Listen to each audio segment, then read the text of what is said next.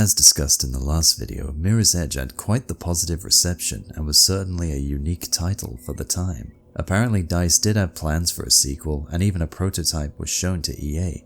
Owen O'Brien, the game's senior producer, allegedly had plans on making it into a trilogy. Sadly, the prototype was rejected for being, quote, disappointing. Don't know what that means exactly, but considering it's EA, I can take a wild guess. In regards to plans for the sequel, I can vividly remember some details regarding Kate becoming a runner herself, as well as Miller teaming up to help the two sisters, having survived his encounter with the Grim Reaper. Although that could have just been speculation, as I couldn't find much more info on that. It wasn't until 2015 when a member of DICE released this brief little snippet. Let's take a look. Damn, Faith just axed that guy in an instant. Was she going to be a lot more serious in this game? Would the game have had stealth takedowns of some kind? Am I reading too much into it? We'll never know. So long story short, no sequel came to be as it was quietly cancelled in 2011. However, in 2010 we were graced with a Mirror's Edge game for mobile phones, and it's supposedly a prequel to the main game. Fascinating. The game itself looks fine, I suppose. It translates Faith's moves to a side-scroller rather faithfully. I never played this game myself, so I can't comment on how it felt to play on actual smartphones. Sadly, it has long since been removed from all smartphone stores, so good luck trying to play it in 2025. It wasn't until 2012 when we started to hear rumors of a new Mirror's Edge game being in development, and come E3 2013 we would receive confirmation, with a trailer showcasing the return of the parkouring mechanics as well as some of the revamped combat. It also has a bit of an ominous tone with the music alongside this mysterious tattoo session. Never thought I'd find tattooing to be an effective marketing strategy, but yet here we are. A year later, DICE would begin to showcase gameplay concepts, with their intent being to expand upon what was created in the original. And you know what? Good on them for choosing to refine what's already created as opposed to starting completely from scratch. Although they did confirm they were scrapping the ability to use guns, which many would agree was the right move. I personally didn't mind it in the last game. I thought it was a cool option to have if you wanted to go psycho or take the easy way out if you were struggling in combat sections, even if the game never really penalized you for it outside of getting an achievement. Plus, this version of Faith doesn't seem like the type of person who would resort to that kind of violence. And besides, in a world with this much security, it would make sense for guns to have built-in security measures lest they fall into the wrong hands. I mean, that's what Metal Gear Solid 4 did. Anyway, throughout this showcase we see the true power of the Frostbite engine, as Faith appears to be much faster and more agile, managing to mix a great flow of parkour and combat, and that the intent was to utilize the environment to your advantage. It was also later revealed that this new game would not be a sequel, but a prequel, a story about Faith's origins and how she became the runner she is. Wait, didn't the comics technically already do that? And even then, the game covered a decent amount of backstory as is. But maybe there's more to tell, who knows? As Sarah Jansen, a member of DICE and one of the game's producers, would say that they don't see it as a reboot or a sequel. Yeah, no, it is definitely a reboot. New setting, new cast of characters, and Faith is a completely different character with a new personality and a new backstory with some minor similarities. The overall premise is also relatively similar, as the setting is once again very dystopian, with the city now being controlled by corporations and citizens no longer having the right to privacy. DICE also made the decision to drop the original game's linear progression in favor of an open world. To my knowledge, a lot of fans weren't too fond of this decision, and even to this day it gets a lot of flack.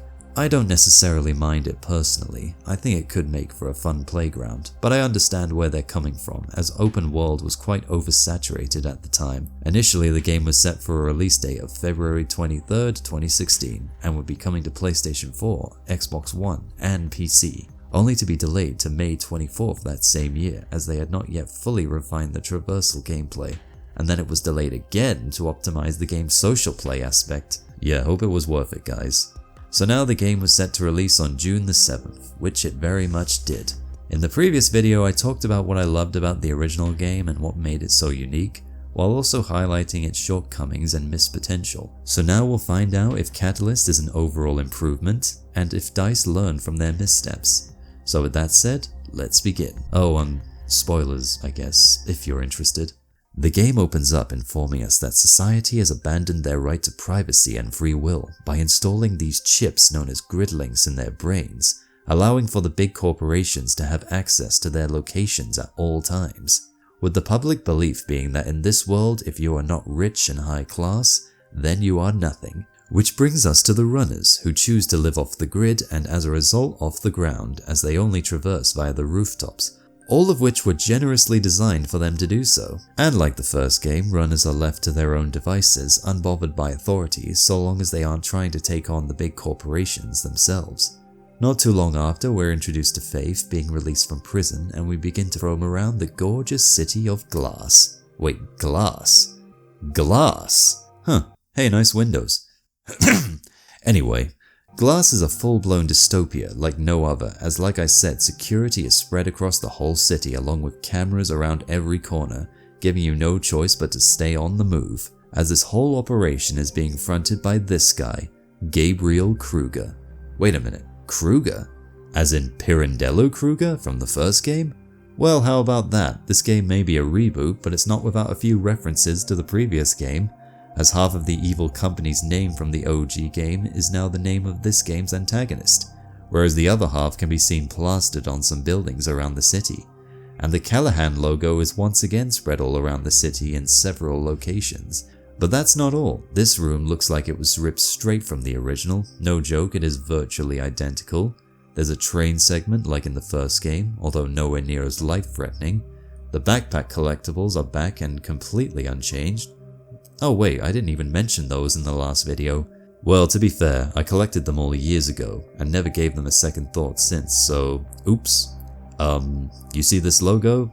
Then a bag is nearby. Oh, and in this game, they also make this noise. That good? Am I redeemed? Great, thanks. By far the most blatant reference though is this guy. I'm Icarus. Noah sent me. Yeah, Icarus, the ultimate runner annihilating master plan from the first game, is now the name of one of our fellow runners in this game. However, unlike the first game, the name serves no purpose, as Icarus does not die due to any form of arrogance, nor does he gain any type of wings that catch fire. It is literally just a callback and nothing else. Icarus helps Faith evade security by removing her grid link, putting her back off the grid and immediately on the run. During the ensuing chaos, we get introduced to Noah, the leader of the runners and Faith's mentor. He walks us through the basics of the mechanics while keeping the flow going, which is great because that means we can jump right in and it is immediately clear just how much faster and smoother Faith feels to control, as wall running feels a lot snappier with the game running at a smooth 60 frames per second, even on PS4. A very rare occasion for the console. One new move you can perform is by pressing and holding jump. Faith will do an alley-oop off of various environments. Well, I say it's a new move because Faith could perform something like this in the last game, but I don't know, that one always felt more situational if anything. It also felt less natural as you had to double tap the jump button rather than hold it down, which is why this feels far more comfortable and is loads of fun to pull off. However, what's not available right out the gate is the roll, as it now has to be unlocked through the game's skill tree, along with the jump coil and the 180 quick turn. Yes, this game has a skill tree. I know that's a thing many find overdone in games nowadays.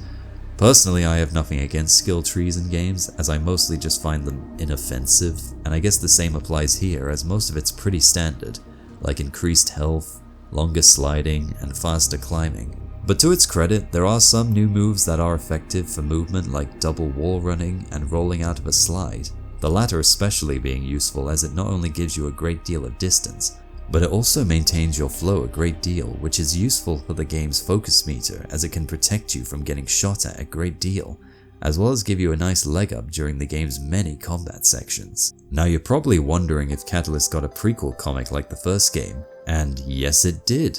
It was called Mirror's Edge Exordium, and this time it was published by Dark Horse Comics, if you can believe it. Arguably the most well-known publisher in all of comic books that isn't these two. And this one actually ties more into the game's story compared to the first game's comics, as it showcases more of Faith's relationship with both Noah and Nomad, how she got into debt with Dogen, who, by the way, looks far more intimidating than his game counterpart. And most fascinating of all, the story heavily revolves around a reinvented version of Celeste from the first game, and her character has had quite the overhaul, let me tell you.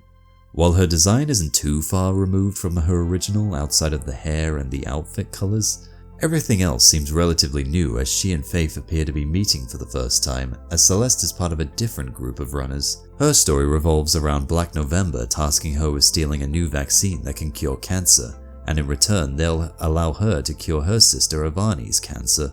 Oh yeah, she also has a sister now. However, unbeknownst to her, Dogen has cast Faith of stealing it for him in exchange for some artwork by her mother. That looks awfully familiar. You still have it. I thought I'd get rid of it. I almost did. You made me very angry, Faith. One could almost say it's your specialty. Which leads to an inevitable conflict between the two, as while Faith does steal it at first, she eventually comes around and gives it to Celeste, and lets her escape before Faith gets arrested.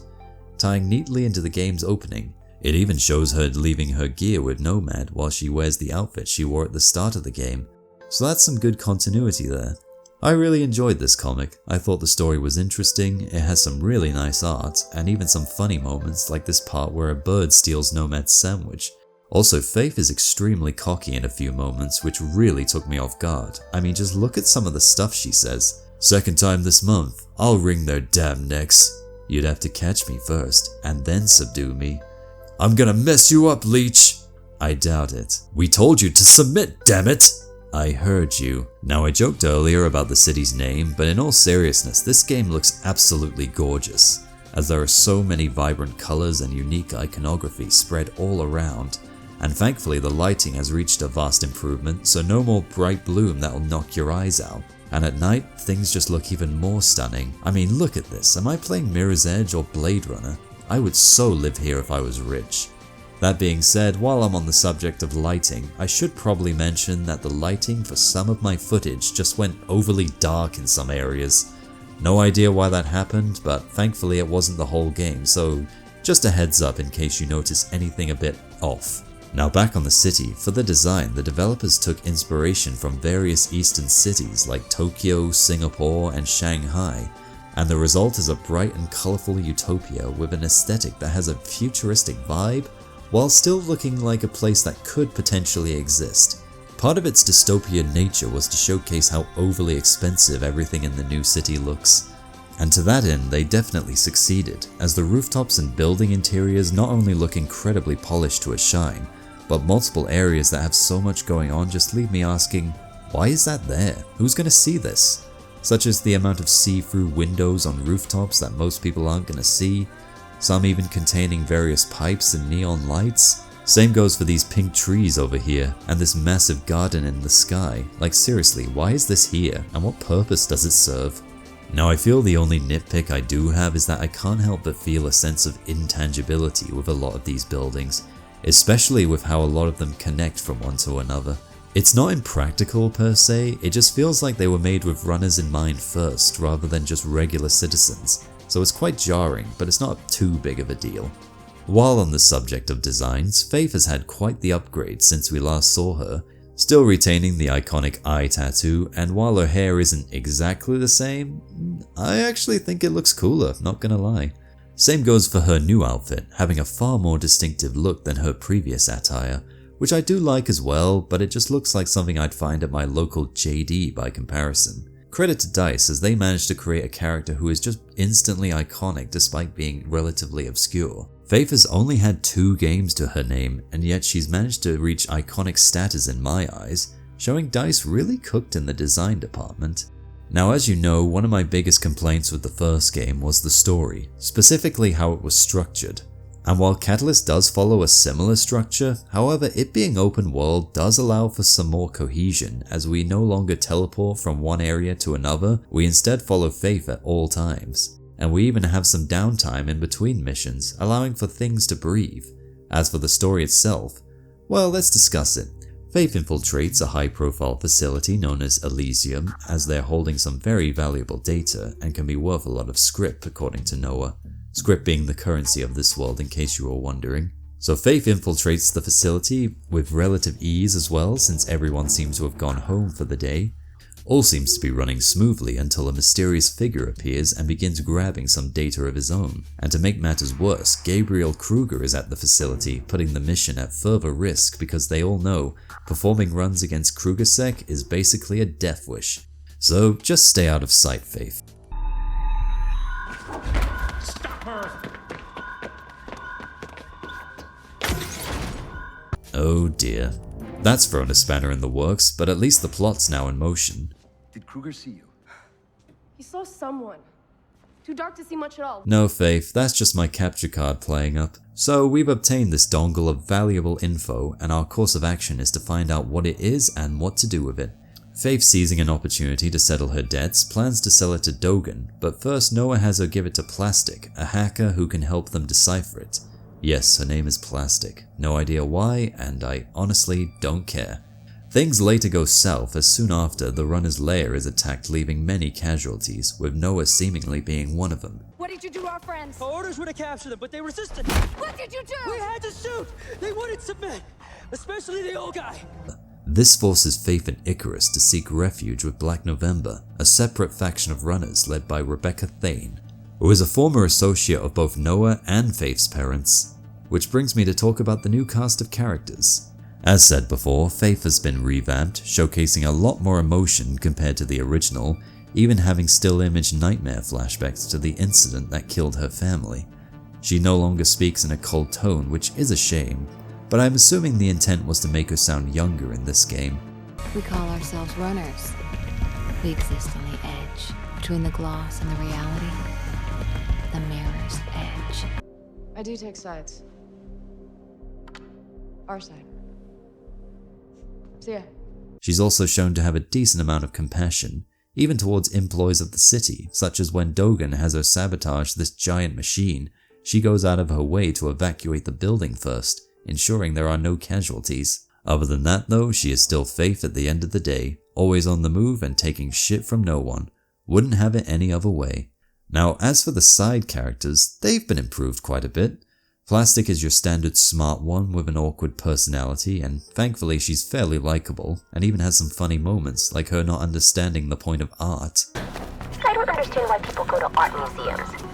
There's no logic to them. Art doesn't have to be logical, Plastic. Why not? And what's the point? To incite emotion, or any reaction, really. Just like reflection. No, reflection induces artificial emotions. Art is real.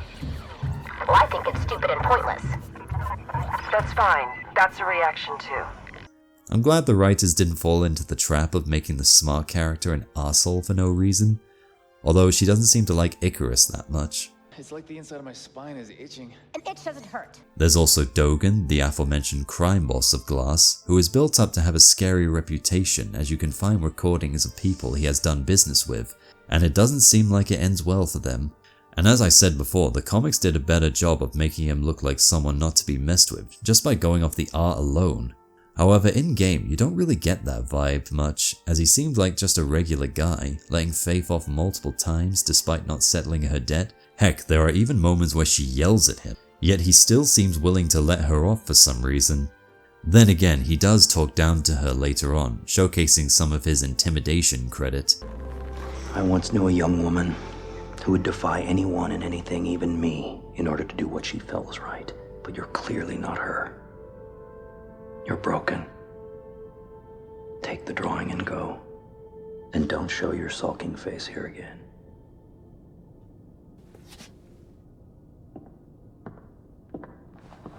Since when do you care for what's right? When it coincides with my interests, why are you still here? Because you're wrong. I'm not broken. Prove it. I will. Rebecca's probably the most interesting character, as not only is she showcased to be quite ruthless, but she also has quite the reputation. While she and Noah may share similar interests in liberating the city, her methods are, shall we say, a little more extreme.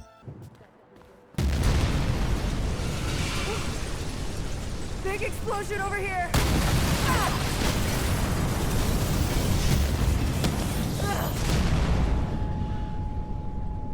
And Gabriel Kruger, well, he's an arsehole. What else could you want from an evil dictator antagonist? I suppose he's entertaining in the aspects where he really buys into his own bullshit. But you know what? Credit to Catalyst for even having a proper antagonist, because looking back, that was something the first game was severely lacking. We were told this Mayor Callahan was the city's big bad, but we never saw who this person was, nor did we know anything about them, and you could probably count the amount of times the name was mentioned on one hand. So far, the characters have been a vast improvement. However, that's until we get to Noah and Icarus, who are in my opinion the weakest characters in the game. Noah seems to have a fatherly relationship towards both Faith and Icarus, but we barely get to spend any time with him, as once their lair is attacked, Noah is presumed dead, only for it to be revealed later that he's alive, and then when we find him, he dies anyway. As for Icarus, well, he and Faith have this rivalry towards the start of the game, but that gets resolved fairly quickly and doesn't really amount to more than them being rude to each other. An Elysium data grab? You think she's ready? How about you get off my case?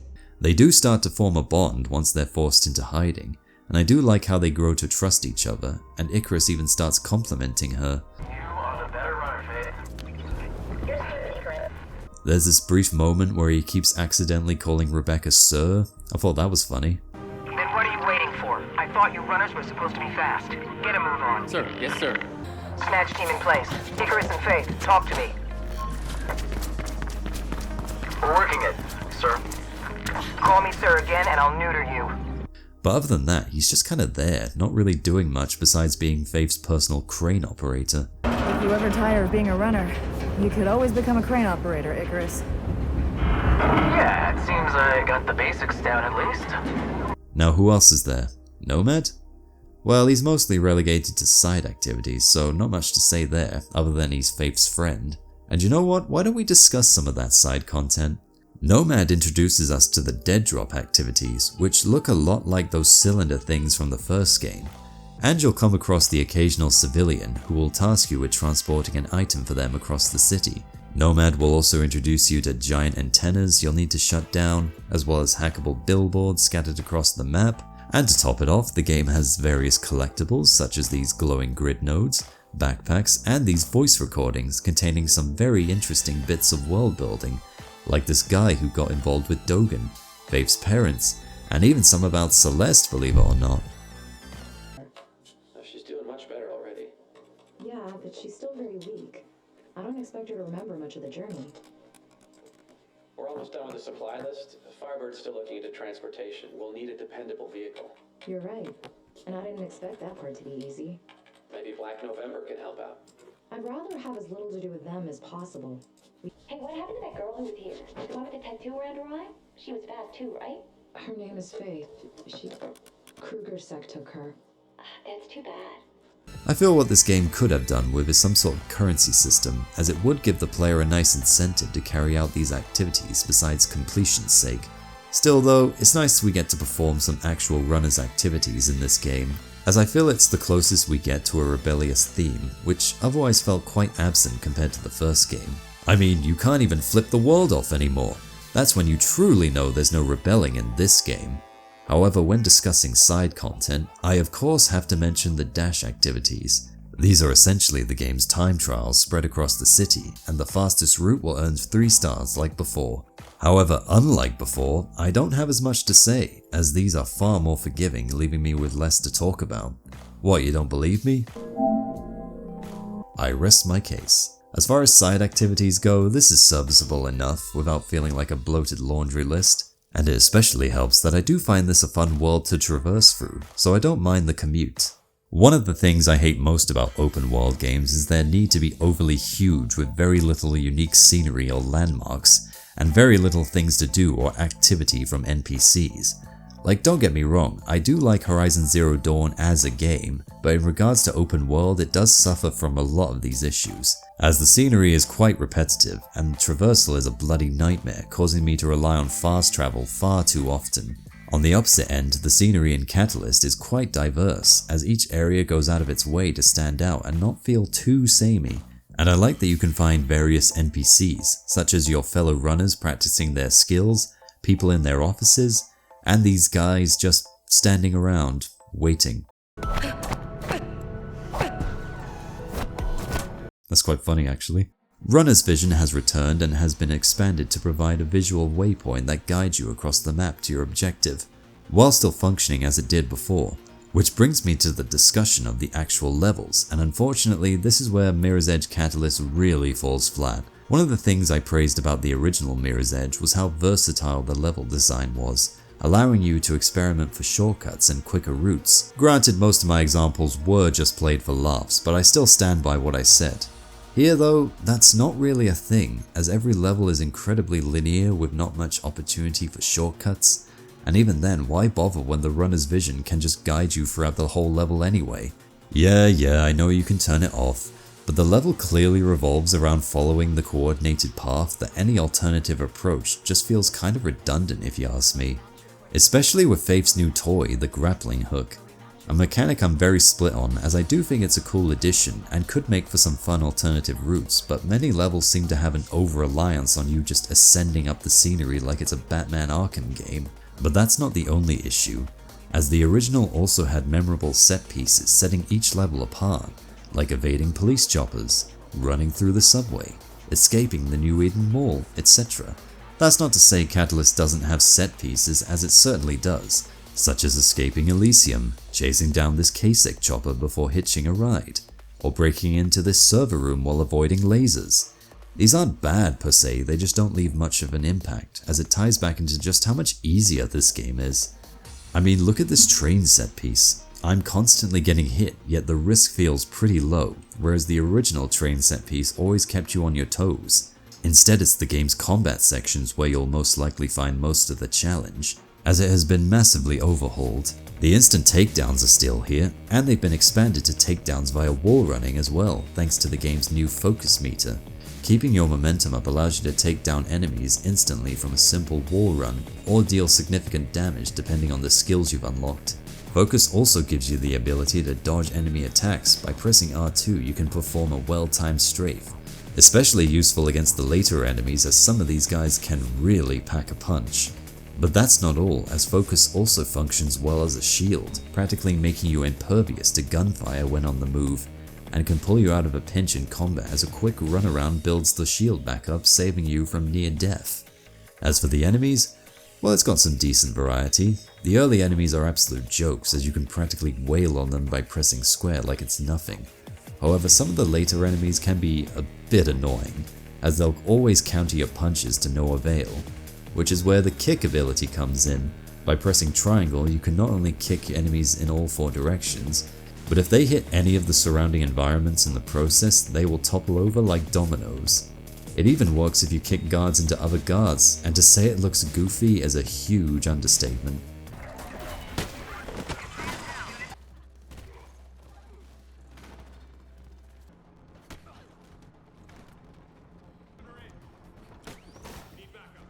What's the point of all this armor if all it takes is a few bonks to the head to make you fall down like a house of cards? I do appreciate being able to use the environment against enemies, and I do think it's a great idea that can be expanded upon, but I just can't help but laugh at this. As stated before, you can no longer pick up guns in this game, and I do understand the decision behind it. And guns are locked to Kasich in this universe, so it makes sense in hindsight. And it's not like you'd really need them anyway, as most enemies don't even use guns. And you also no longer die faster than a snowman in a hot spring. Instead, the endurance test will be in holding out against vast numbers of guards throughout the game, as there are many pure combat segments like fighting hordes of enemies after the attack on your home base, holding out for a train to make your escape, and even this one room here just filled to the brim with guards, making sure the odds are completely stacked against you. You can unlock this ability for your hacking device that will temporarily stun enemies, but it's limited use and doesn't seem to last very long, so use it very wisely. But other than that, combat situations usually go like this, this, and sometimes this.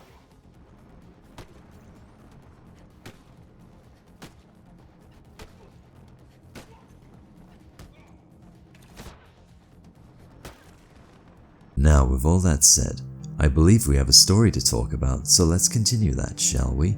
Rebecca plans to capture Kruger's daughter, Isabel, whom she plans to use as a bargaining chip to exchange for prisoners of her team. So they stage an ambush and manage to succeed in capturing Isabel, all of which happened completely off screen, so that was easy. This is where I start to notice the pacing is a bit off with this game.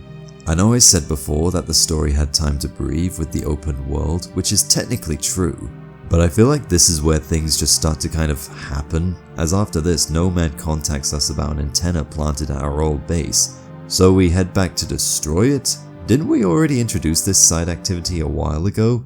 I don't think Faith gains any new information from this encounter. If she had to go back for something she left behind, that'd be fine, but that's not the case either, so why am I doing this? I feel like the writers just needed an excuse for Faith to be away from Black November's base, because immediately afterwards, Dogan contacts Faith out of nowhere and basically says, "Oh, Faith, Noah's death was greatly exaggerated. I have a good feeling he's alive. I can't confirm it, but I'm sure you'll figure it out." So with that knowledge, she confronts Isabel for more information in exchange for her freedom. She tells her she would need to infiltrate KSEC HQ in order to find out information regarding prisoners, so with help from Plastic, Faith heads off to do just that, and in the process asks Plastic for information about Isabel. Hitching a ride by this chopper and climbing our way through a massive server room, we give Plastic access to the prison data, and we soon discover Noah is being held at a place called Kingdom, a place that even gives Dogan chills. Kingdom. The conglomerate's dirty little secret. Do you know where it is? I'll run for you. 5 years, no questions asked. 10 years. 20. You won't live that long. And soon after, as we are making our way there, Plastic informs us of Isabel's true identity, and the reveal is, well, take a look for yourself. Finally! Guess what? Isabel Kruger is not Gabriel Kruger's biological daughter. He adopted her. Her real name is Caitlin Connors. Isn't your name Connors too? What if? It is. I have to talk to her. I thought your sister was... Oh, sorry. So let me get this straight. Faith, you've just received news that your own sister, whom you thought to be dead for years, is not only alive, but is the adopted daughter to the most evil man in the city? Who is responsible for your parents' deaths, might I add? And that's your reaction. Well, to her credit, she does stand up for her when Rebecca tries to execute her. I'm gonna send a clear message to Kruger. Then you'll have to shoot me too! You be very, very careful with what you say next. She's not Kruger's daughter. Her name's Caitlin Connors, and she's my sister. Another thing I just realized is that's the second time we've had a major reveal just haphazardly dropped on us like it's nothing, which brings me to another problem with this game. Because we never leave Faith's perspective, a lot of moments that should feel important just end up happening off screen as a result, feeling like an afterthought, such as Black November capturing Isabel off screen. It was a little jarring, but I'm willing to look past it. But in a moment afterwards where Rebecca has Isabel taken to higher ground due to an illness she has that makes it difficult for her to breathe, not only does KSEC save her off screen, but Icarus gets infected with Reflection, also off screen. Well, it certainly reached her sister as soon as we got topside. KrugerSec were on us within minutes. And I lost good people. You're not the only one. What happened to you? We were moving your sister topside when all hell broke loose. I screwed up and KrugerSec injected me with something and just let me go. Your new friend seems to think it's Reflection. Sounds like it. I know this all sounds like nitpicking, but this happens a lot during the latter half of the game, to the point I can't help but wonder if the developers were running out of time or something. Oh yeah, I should probably explain what Reflection is, as that was what was on the blueprint Faith stole near the start of the game. Well, upon infiltrating Kingdom, Faith meets Dr. Aileen Mera, who was the lead scientist at Elysium but was made the scapegoat due to her constant questioning. She was also the scientist we saw with Kruger. Yeah, don't worry, I forgot that was her too. She gives Faith the rundown of what Reflection is, while also revealing that she and Faith's mother actually worked on it together. I don't get it. Reflection is just a new way to connect to the grid. Why is it so damn important to Because everyone? once you've been injected, the conglomerate won't just track everything you do. They'll influence your emotions as well. It'll be the end of free thought as we know it. Kruger spent almost 2 decades on this. Ever since you acquired your mother's neural interface algorithms. Babe, you have to get me out of here. There's an emergency release over there. Wait, what was that about my mother? Erica? Oh, we were colleagues long ago. It was her research that made reflection possible. Why are you here? Holy shit, as if letting the bureaucrats inside your head at all times wasn't bad enough, but now they're planning to influence your thoughts and take away what little free will is left? Yeah, I think I've changed my mind. I don't think I want to live here anymore. Aileen also tells Faith that Noah was taken to interrogation, but unfortunately, we were too late. No. No, no, no, no, no. Don't do this. I'm here. I came for you. I feel like this would have hit more if we got to spend more time with Noah. Maybe see him get up to stuff outside of the hideout. I mean, at least when Merc died, we actually felt that loss, as not only did we spend the whole game with him, but he was communicating with us throughout the whole game too. And so when you start the final chapter without him talking in your ear, you actually feel that loss. On a side note... Plastic? I'm on my way back up. Oh, you okay? Great. What about Noah? He didn't make it. Oh. Jeez, come on, Plastic. I get you're socially awkward, but surely you can do better than oh. Okay, so we're nearing the end of the game, so I see this as good a time as any to talk about the music. The music was a major highlight in the last game, and the guys at Solarfields are back once again to compose the score. But with that said, I don't really have much to say this time around. Other than the fact I think the music is really good, just not as good as the original, with its memorable and more atmospheric tunes. That's not to say Catalyst doesn't have atmosphere, as it certainly does. I just can't remember much of it outside of the main theme. If anything, I get a greater sense of atmosphere from hearing the security cameras say scanning grid print over and over again.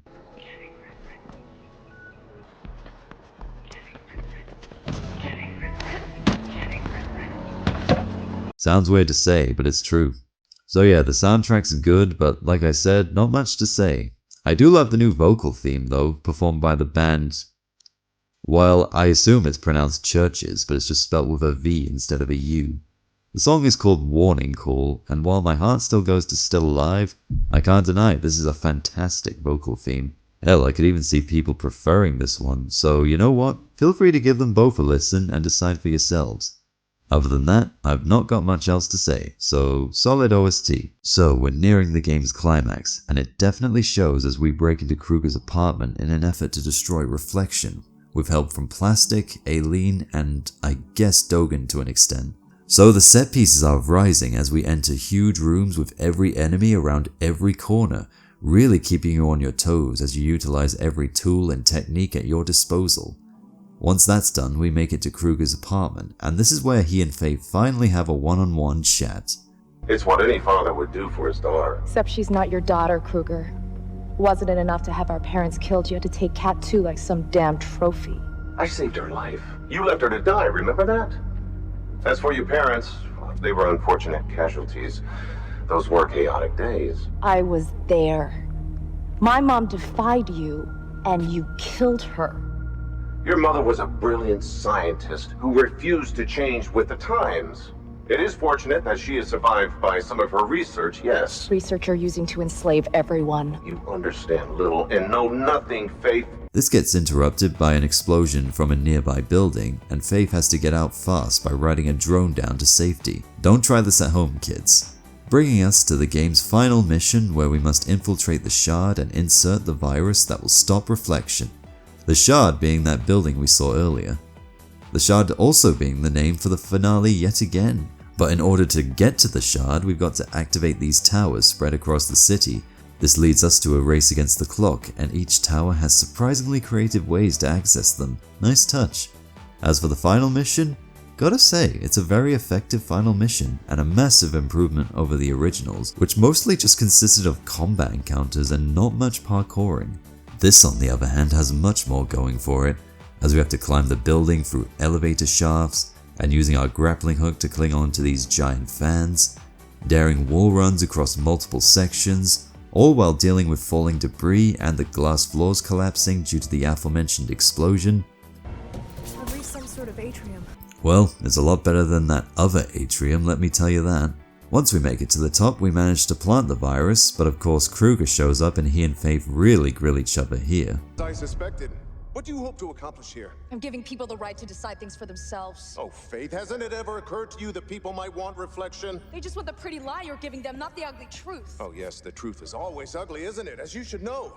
It's your mother's work that you intend to wreck after all. She never wanted this. You perverted everything she ever stood for. What do you know of her reasons? You were a child. You're still a child. Wantingly destroying everything around you. I promised your sister that I would capture you alive. Submit and you won't be harmed. Never. Capping this off with a final boss fight against these guys, an enemy we've already fought multiple times, only now there's 2 of them, I guess. So no boss fights. Well, that's a shame, especially since once that's over, Isabel, or Kat, shows up and steals the virus and runs as we chase her across the rooftops.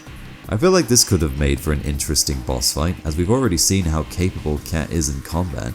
Instead, what we do get is a cutscene. You know what? I'm not even gonna complain. This is a very well choreographed fight. Stop it! I hate you!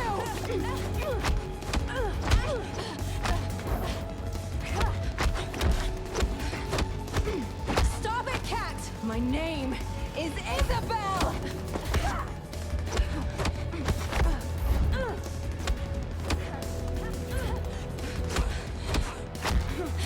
Your name is Caitlin Connors!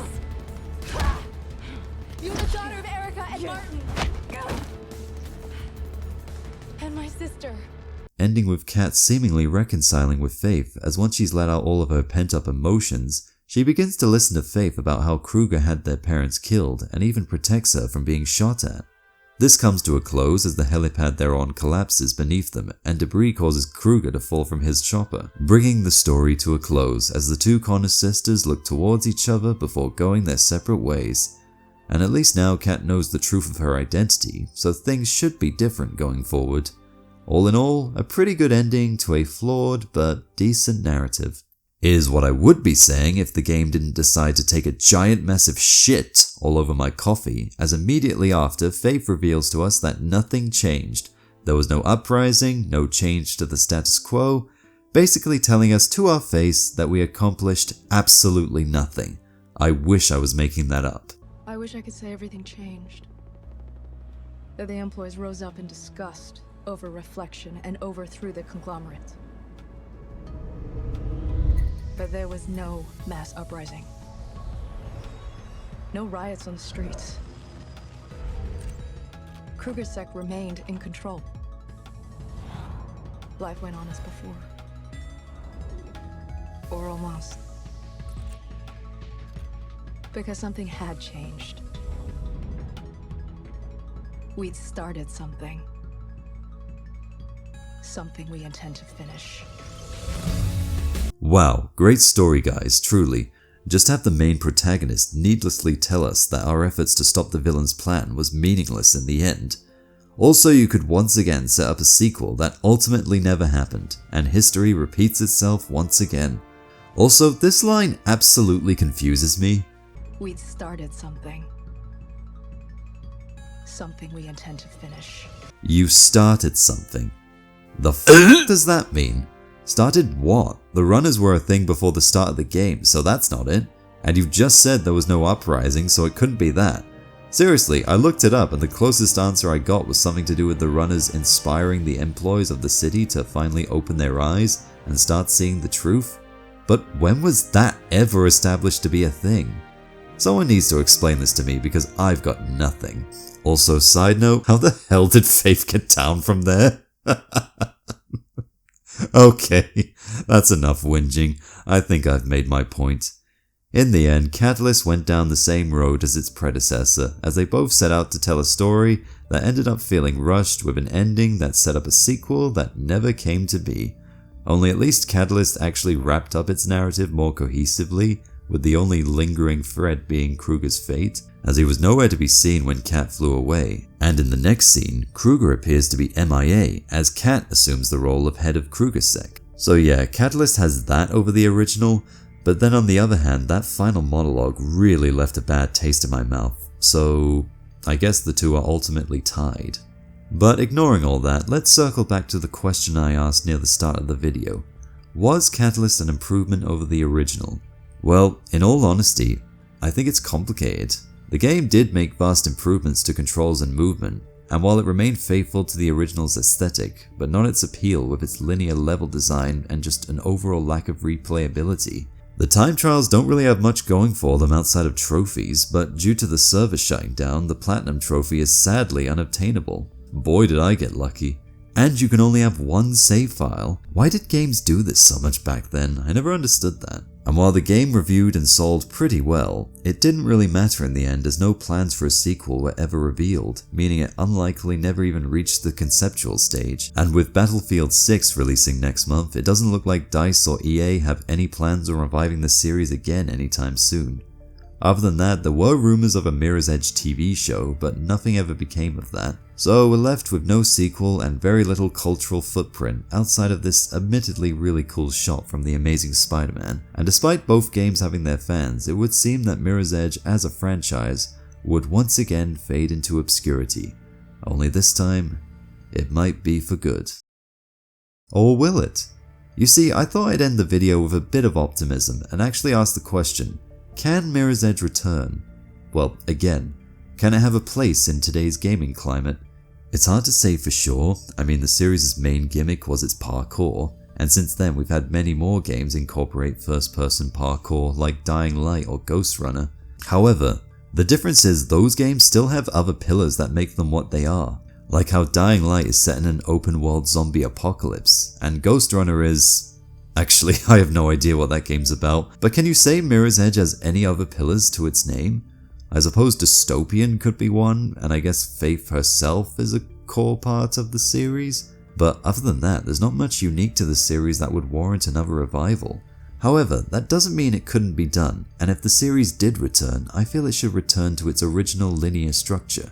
Now, hear me out on this. What if instead of being split up by chapters, they take a similar approach to the Half-Life games? You know how in those games the camera never leaves your perspective? There are no cutscenes and you're always progressing forward, and each level has so many unique set pieces as well as environmental storytelling? I feel Mirror's Edge would fit that perfectly, as you could have multiple parkourable environments, varying set pieces, maybe have combat set around using the environment more, and include time trials for various sections like the first game did. Hell, there were even plans for the original to have drivable vehicles before being scrapped, so maybe that could be brought back if they really wanted to. And if not that, I could see EA releasing a remake of the original game, in a similar vein to the Dead Space remake a couple of years back. And if not that, well, I suppose there's always VR. Now, don't scoff at me just yet, because I know me saying this will probably turn a few heads, but VR has seen greater success in recent years with the likes of Half-Life Alyx and Batman Arkham Shadow. Plus, the recent announcement of the Thief revival got me thinking that maybe Mirror's Edge could find new success in VR. Don't get me wrong, that would not be my first choice either, I'm just saying it could happen and it could be really good. But in the end, these are just some ideas, so who knows if any of them will come true. But I'm just saying, we are still in the era of nostalgia, and if series like Klonoa, Croc, Gex, and even Bubsy can receive attention in the modern day, why should Mirror's Edge be any different? Whew. This video was a doozy, I'll tell you that much. Apologies for it being so late, as I know I said this would be my next video at the end of the first Mirror's Edge review, but that ultimately wasn't the case. Also, now that we're in the end, I feel the need to confess that when I initially conceptualized this retrospective, I had planned to do both games in one long video, which is why I actually recorded the footage for Catalyst months ago, and I'm talking like February, March time, but then some other factors got in the way and it delayed things. Then I realized I was biting off more than I could chew by reviewing these games together, so as a result I decided to split them into separate videos. But regardless, I'm glad I got to do this retrospective as it was a fun little experiment, and now I'm ready to move forward, so I hope you all enjoyed the video. Feel free to leave a like and comment your thoughts down below, and please don't forget to subscribe. But other than that, I hope you all stay cool, take care, and I will see you in the next video.